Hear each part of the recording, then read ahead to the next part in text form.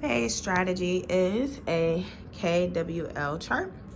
And this is just a quick example that I made of a KWL chart. The K stands for what do I already know? The W is what do I want to learn, or what questions do I have? And the L is what did I learn? So this is an example of a KWL chart that can be used. And I made the topic about what happens to trees in the fall. So I would have students brainstorm everything that they know about what happens to trees and what happens to the leaves in the fall. And a couple of things that a student might say is that leaves change colors, they fall off the trees, you can jump in the leaves.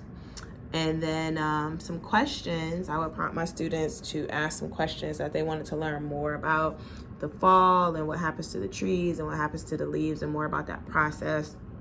And I came up with these 3 questions. Why do the leaves change colors?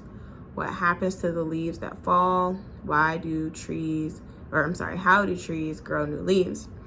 And with my age group, working with 2nd graders, I would then give them access to resources, probably through their Google Classroom, where I would give them links where they could find this information and do their own research and read about everything that they need to know to answer their questions.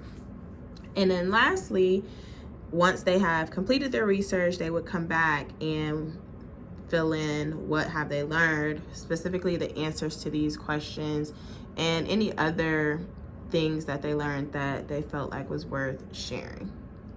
And that is the KWL chart in a nutshell.